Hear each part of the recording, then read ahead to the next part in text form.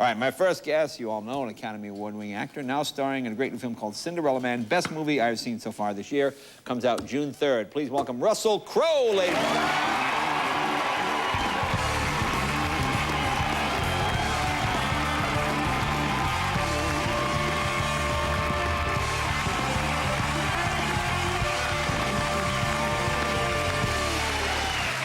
Welcome back, buddy. Well, thank you, Jay. You know, I haven't seen you in a while. You become a dad. Yep. How's that going, all right? It's going fantastic. My life has changed in many, many wonderful ways. Yeah, I met Charlie, bright young boy, big boy. Yeah, just hanging out the back there, having a look around. He was. Well, tell us a little bit about him. Fill us in. Well, gee whiz, I mean, he's 17 months old now. Okay. So he's starting to gather a few words. Yeah. I've noticed recently in the last couple of days that my position in his life has changed a little bit. I was just daddy and a source of love until about 3 days ago when he worked out that I'm actually the most efficient public transport system he's got on offer. Really? Yeah, so it's changed. My job's changed. It's not like I don't get all the cuddles now. I pick him, he goes, Dad, Daddy, Daddy. So I pick him up and I put him in his arms, he goes, there. Off we go. Must have seen Gladiator, possibly, it sounds like, yeah.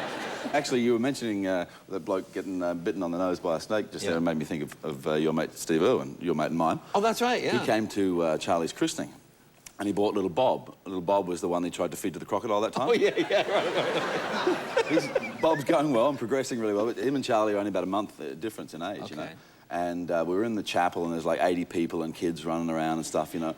And the bishop starts talking and little Bob Irwin is just all the way through, you know, the ceremony, you know. And Steve, right, keeps putting him on the ground and then going through this, you know, elaborate sort of stalking procedure, you know. And you're thinking, what's going on here? Just pick the kid up, you know. So at one point in time, little Bob's going, rah, rah, rah, rah. Charlie, you know, who's just like focused on the bishop and knows, you know, gets a sense that the day's about him, you know, Charlie goes, ah! And that was the last we heard from little Bob Irwin. Oh, wow. But the thing is, all through the rest of the day, one by one, of course, my mates took the opportunity to come past me and say, we know who his daddy is, don't we, mate? Oh, I see. Now, I hear Charlie's a bit of a flirt, because he seems to be big with the girls. Yeah, he seems to got the curly hair and very much. Yeah, he knows how to work it, you know. Yeah. He's not, you know, he'll meet a bloke and hang out with a bloke a little bit, but, you know, it's girls he'll sort of, like, find an immediate fascination for. Really? Yeah, he's just a little young to be starting. Yeah. Well, the thing is, you know, you need a lot of practice. Yeah. I'm not going to discourage it. You don't want to discourage it. Actually, you know, he has one day a week, he has a play date thing, you know, with these twin daughters of a friend of mine. Oh, this sounds like a movie. Yeah. Thank you, Dad. No problem, mate. Now, how does he like the ranch? You taking him to the ranch? Does he hang out? Yeah. He loves the space on the farm. Yeah. Okay. Yeah, last time we took him up, he was only just getting used to shoes. Okay. So it was kind of a fascinating experience because he's got the running and walking thing down, but the shoes add a little bit of a degree of difficulty, which was, you know, a little hard to overcome. But, you know, fascinated by horses, fascinated by muck and dirt and everything, obviously. So there'll be a lot of good times up there in the years to come. Now, I read an article, I got this out of an Australian newspaper, that somebody gave you, was it an IKEA baby buggy? It's one of these put-together things? No, I went and bought the brand's called Stocker. Okay. It's Norwegian. On the day of the Master and Commander premiere, right, you know, Danny and I had been in Europe, we'd been doing the Master and Commander premiere, the Royal premiere, blah, blah, blah, and then she'd flown home and I'd gone to Germany and Italy and stuff to finish the press for Europe. And on the night of the German opening, the head of Fox Europe decided that we were all going to go to what's called the Reeperbahn, where the strip clubs are. Oh, you know? okay. But it's also that historical part of Hamburg where the Beatles played, you know, the Star Club. That's why you go, the strip clubs. You you go to the Reeperbahn. It's the entertainment. It's just like you go to Sunset Strip, but you don't necessarily go to... Yeah, there's a church on the strip, but you don't go there. Yeah. But there's also a House of Blues, brother. Right, exactly. Depends on what your religion is. You know what I'm saying? Exactly. Anyway, so I'd gone along to this party, you know, with the executives, and lo and behold, surprise, surprise, this photograph ends up with me in the paper the next day. You know, here he is, you know, without the wife, hanging out at the strip club, you know. So I was actually deep in conversation with another bloke at the time. Whatever. So that day was a bit full of tension because I knew I'd have to face a red carpet with smirks on their faces going, guess who's been a naughty boy then, you know? So I thought, I need something zen to do here. Yeah. So I went and got out the baby stuff that I bought to put it together. And we just moved into the apartment. I didn't have any tools there. And they give you one of those little Allen keys, you know? Oh, right, yeah, okay. Okay, so I'm putting it together. And I get to the last bit, which is the coasters on, you know, the casters or whatever, the rolling balls on the bottom. And one of the longer screws was missing, you know? So the only tool I had was a penknife. So I countersunk the screw, got the job done, right? All right. Not a problem. Okay. So I tell that story on the red carpet, but that's not good enough, right? Because that's not a good story, is it? Because it came out successfully. Right, you know? Okay. So you cut to, you know, newspaper room going, well, okay. So perhaps he didn't solve it.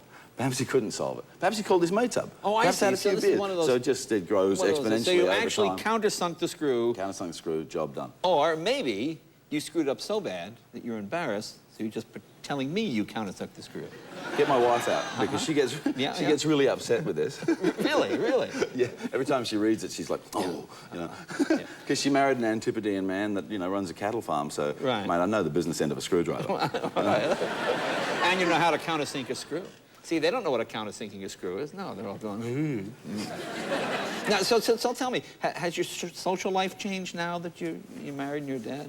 Yeah, well, you know, the priority list changes immediately, you know, and that's okay because, you know, I went into the whole in marriage and having children thing with you know, a completely open heart, and that was what I wanted to do. Right. So, yeah, everything sort of tends to be based around what Charlie's doing. Well, I'd say I'm slightly less defensive, or in a way, slightly less, you know, caring about bothering to defend myself over whatever, you know. So, but I haven't mellowed in the slightest. No. It's absolutely just, you know, I take the same energy level to work, and in fact, if anything, have a baby is only going to charge me up. Because, you know, there's even more importance, you know, for me, you know, doing special work, so... Yeah, but less like you do crazy stuff. Oh, yeah, the crazy stuff is just... Crazy stuff's out. So your motorbike out the front, that's out. No, you see, you can't... That is not on my list you can't ride my boss horse, you don't want to take that out? No. You were talking before about, you know, having a little blast, and then you left the room, and I just walk out, my wife goes... No, you see that? Yeah, see that. All moms hate motorcycles. It's just a thing, isn't it? And she used to, you know, she used to love being on the back of the bike and stuff. See that? Oh, they love it until the day you get married. Exactly. Yeah, there's an old joke. I'll tell you in a minute. Be right back. Right after this. More with Russell Crowe.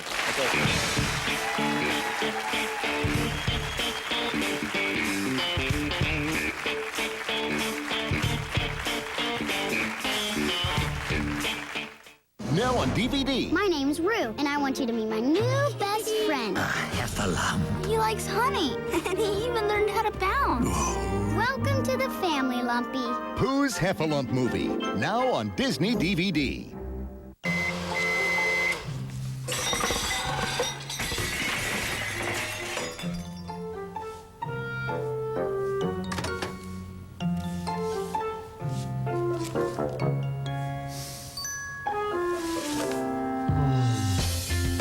Introducing a whole new Delissio Microwave.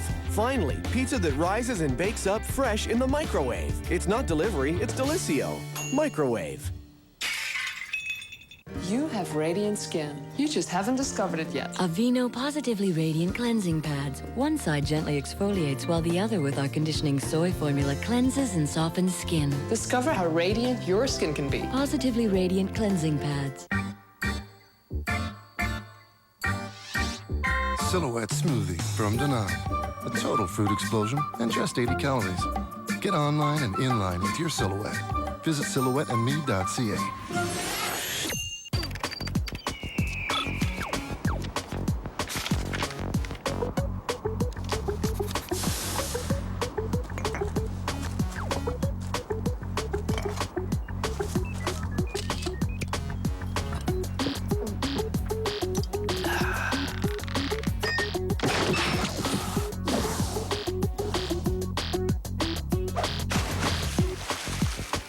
Further proof that nothing refreshes like Nestea. My single most important accessory, Garnier Nutrice Nourishing Color Cream. Only Nutrice nourishes with grapeseed and avocado oils. And grays, not in here. Garnier Nutrice. Nourished hair, better color. Garnier. Welcome back. Talking with Russell Crowe. The movie is Cinderella Man. Boy, I love this movie. This is just a great, great film. And, of course, it's a true story. Tell us a little bit about that. Well, it's the story of James J. Braddock, who became heavyweight champion in 1935. But the unique thing about his story is that basically from about 1929, he was on a massive losing streak as a boxer. And that coincided with the stock market's crash in the beginning of the Great Depression. So he was a guy that went from being quite a successful boxer with a good reputation to be, and some money invested in the stock market and also in a cab company. But of course, after the Depression hit, nobody was taking cabs. So his change of fortune over a period of 4 years is gigantic. So where he was in 29 to where he was in 33 was a huge difference. And, you know, I read the script first in 1997. And Penny Marshall was going to direct it, which is kind of this odd irony thing, because it started off with Laverne and ended up with Richie. It's the Ron Howard thing. Wow. That's right. I never thought of that. She didn't see me in the role. And in '98, I got the opportunity, because we kept tracking the project Universal put into turnaround. I got the opportunity to convince Harvey Weinstein to buy it. Then after he bought it, he then went and set about trying to get a bigger name to do the movie. So I kind of had to sit in my hands, and we went through Billy Bob Thornton, Mark Wahlberg, I think, was attached to it at one stage, Ben Affleck, Matt Damon, you know. And finally, in 2001, Harvey called me again. And it may or may not have something to do with the Academy Awards. You know, it's probably coincidental. You know, that can help. And, any of those little prizes help. So we finally got it back on track, and I'd worked with Ron at that stage, and so we started talking about it. But oddly enough, I'd also talked about this project with Renee Zellweger in '98 in an outdoor cafe in San Diego. I just finished doing The Insider. I was 254 pounds and bald, you know, and we sat there and talked about it, and I'm saying to her, you know, I want to play this boxer, you know, and she was probably going, righto. But the thing is, you know, when she got the script and she read it, she got the same vibe out of it that I did, that this is a truly wonderful story, you know, and it's a real story, you know, and this change of fortune actually Well, you know, happened. I like it because my dad was a fighter. My dad was a good guy, and this is a story about, because so many fighters are criminals, and this, you know, and he's a truly decent man, and he's fighting for something. So many boxing bios end up with the guy in the gutter, or being a restaurant greeter in Vegas, and, you know, or losing his money through criminal means, or, you know, dying strangely in a private plane crash with $10,000 in cash in a brown paper bag, you know, in his pocket, you know, that sort of weird stuff. And everything I read about Braddock before he was a champion, when he was a champion, and after he was a champion, I really liked, you know, and that's not necessarily a prerequisite for me to make a film. But with this guy, you know, he died in 1974, still desperately in love with his wife. He'd seen his 3 kids grow up, he'd seen his grandchildren born, and he was still living in the house that he bought from the winnings from the 1935 championship. Story. It's a great story, a great now, American Angelo story. Dundee, Muhammad Ali's trainer, he worked with you on this, didn't he? Yeah, I got the benefit and joy of working with Angelo. But he took it pretty seriously. He takes it pretty seriously, you know, and that's the thing, you know, you don't want to do it any other way, you know, so our, you know, training routine was pretty full on, you know. We'd start in the morning with road work, and then, you know, do some sort of yoga, some stuff like that, you know, then do 40 laps in the pool, go for a bit of a walk, then we'd do 2 separate boxing sessions in the gym, you know, eat by 6 o'clock and then go for another walk. I mean, Tell me about your nose when he... Right, well, there's a sort of a longer thing to the story. One of the fights in the film is actually a real fight. We decided that the 3 days of choreography required to polish the choreography in the 3 days of shooting, that the shoulder wasn't actually going to be able to make it through that one. I had a shoulder operation at the beginning of the film, so it was very touch and go all the way through. We just had to keep eking, you know, out the juice that we had in the shoulder. And this one particular fight, we decided we haven't got the time, you know, and the juice in the shoulder, let's just do a fight, you know. And the guy was Mark Simmons, who was a former gold medalist for Canada in the Olympic Games. Very fast, very big heavyweight, you know, cool. But Angelo has this thing where he can actually, you know, just put the information in your head. So he's trained me to do the job. I don't need to see everything because he can see it, you know. And so I come back into the corner, and that day we probably did 40 plus 2-minute rounds. So it was a heavy day shooting, you know. But the part of the narrative that we needed to keep was the fact that, you know, I get injured in the ribs in that fight, you know. And so every time we'd start, you know, he'd be bashing me in the ribs, you know, and I'd be letting him hit me in the ribs. So I go back into the corner, and Angelo go, "Kid, everything's going good, right? But stop him hitting in the ribs. It's gonna be bad for you later on in the fight. Okay, and do this, do that. Step to the outside. You know, watch the thing. Go on right, bang, bang, 2 on right, then come up on the inside. You'll stripe him every time. Okay, go, kid, go. You know."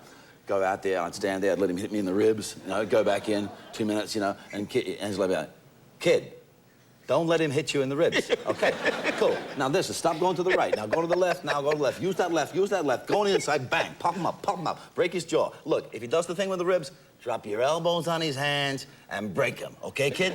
Oh, that's in the film, yeah. It's in the film. We stole it, right? Yeah. So then I go out, you know, start again. Bang, bang, bang. You know, something 2-minute round. I come back in, and you go, kid, are you stupid? Don't let him hit you in the ribs. And later on that same fight, I've got this nosebleed going on, you know. And, you know, we put the blood up the nose so it doesn't run out. Then, you know, you go in your action, bang, bang, bang, you take a bit of a shot, and you can get the blood to come out, right. You know, tricky-dicky, right? So I go back into the corner after doing that, you know, and Angelo sees it, and he's been a cut man for, what, 50-plus years, yeah. Right? Bang, with a pinch of fingers to cauterize the wound. Right? Up, you know. All right, I've got 4 corner guys. I've got one like holding my hand, wiping down. I can't get him off my pants. You actually see one really panicked look in the film. I'm looking up going, mate, you're taking my nose off. Well, let's show people this. Here's a scene from film where your manager tells you you can fight again. Take a look. Cinderella Man. I got you a fight.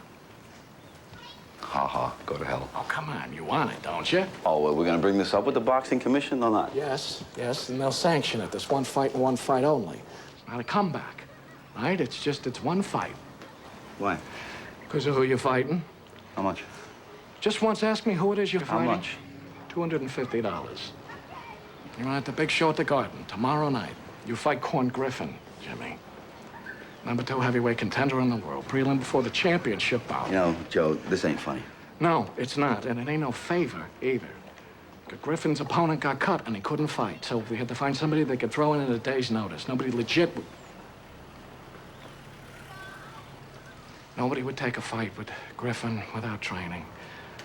So I told him, use the angle Griffin's gonna knock out a guy never been knocked out.